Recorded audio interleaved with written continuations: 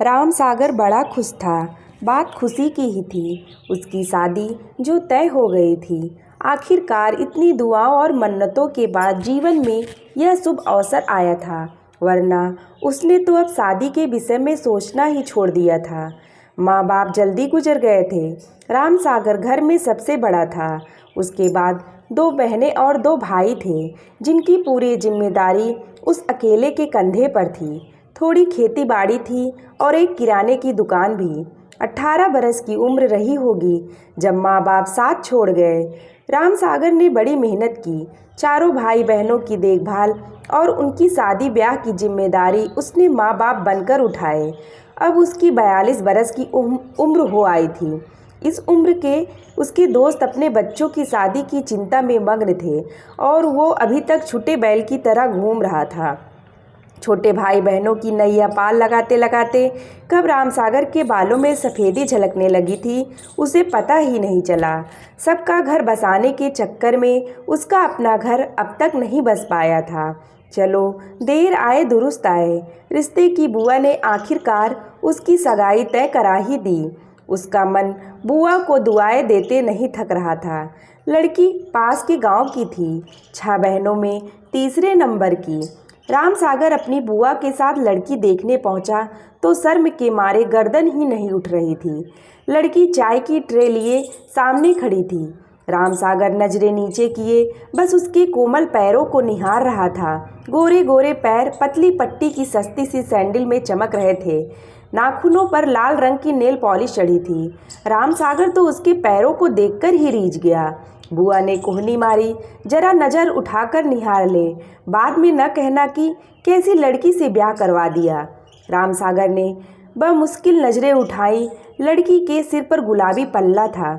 आधा चेहरा ही राम सागर को नजर आया, चाँद सा बिल्कुल गोरा गोरा। राम सागर ने धीरे से गर्दन हिलाकर अपनी रजामंदी जाहिर कर दी। शादी की तारीख महीने भर बाद की तय हुई थी। राम सागर घर की एक एक चीज़ साफ करने में जुटा था। घर में उसके सिवा कोई था ही कहाँ जो सब संवारे बुहारे, सब उसे ही करना था। बहनें ब्याह कर अपने घरों की हो गई थी। दोनों भाई रोजगार के चक्कर में दिल्ली गए तो वहीं के होकर रह गए। एक एक करके अपनी पत्नियों और बच्चों को भी ले गए कि वहाँ बच्चों की अच्छी परवरिश और पढ़ाई हो सकेगी। पीछे रह गया राम सागर अकेला। 1 महीने में राम सागर ने घर का कायाकल्प कर डाला। अपनी पत्नी के स्वागत में वह जो कुछ भी कर सकता था उसने किया। आखिरकार शादी का दिन भी आ पहुंचा। घोड़ी पर सवार राम सागर कुछ दोस्तों और रिश्तेदारों से घिरा गाजे बाजे के साथ धड़कते दिल से अपनी होने वाली ससुराल पहुंचा। लड़की वालों ने स्वागत सत्कार में कोई कमी नहीं छोड़ी। जयमाल फेरे सब हो गए। राम सागर बस एक नज़र अपनी पत्नी के चेहरे को देख लेना चाहता था, मगर चाँद पर लंबा घूंघट पड़ा था। आगे पीछे उसकी बहनें, सहेलियां और रिश्ते की बहुएं। सुबह विदाई के वक्त भी लंबा सा घूंघट। विदा की बेला आ गई। राम सागर घूंघट में जार जार रोती अपनी दुल्हन को लेकर अपने गांव पहुंच गया। सारा दिन रीत रिवाज निभाते बीत गए। दुल्हन भीतर कमरे में औरतों के बीच दुबकी बैठी रही और वह बाहर मर्दों में। आखिरकार सुहाग रात की बेला आ गई। औरतों ने आकर राम सागर को पुकारा और धक्का देकर कमरे के भीतर ढकेल दिया। चाँद पर अब भी घूंघट पड़ा था। राम सागर झिझकते हुए पलंग पर बैठा तो उसका चाँद और ज़्यादा सिमट गया। काफ़ी देर खामोशी छाई रही। आखिर हिम्मत जुटाकर राम सागर ने घूंघट के पट खोले तो जैसे उसको सांप सूंघ गया।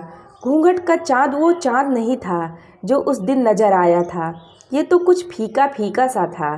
बेसाख्ता उसके मुख से निकला, तुम कौन हो? वह धीरे से बोली, अनीता। राम सागर ने कहा, मगर मेरी शादी तो सुनीता से तय हुई थी। अनीता ने गर्दन झुका ली। तभी दरवाजे पर दस्तक हुई। सख्ती में डूबे राम सागर ने उठकर दरवाज़ा खोला तो सामने बुआ खड़ी थी। वह झपटकर अंदर आई और दरवाज़ा बंद करके पलंग पर बैठ गई। राम सागर हैरानी से उनकी ओर देख रहा था। कुछ पूछना ही चाहता था कि बुआ बोल पड़ी, राम सागर, ये अनीता है, सुनीता की बड़ी बहन। तेरी शादी सुनीता से तय हुई थी, मगर वह किसी और से प्रेम करती थी। उसके साथ भाग गई वह उम्र में भी तुझसे काफ़ी छोटी थी, चंचल थी, तू उसे संभाल नहीं पाता।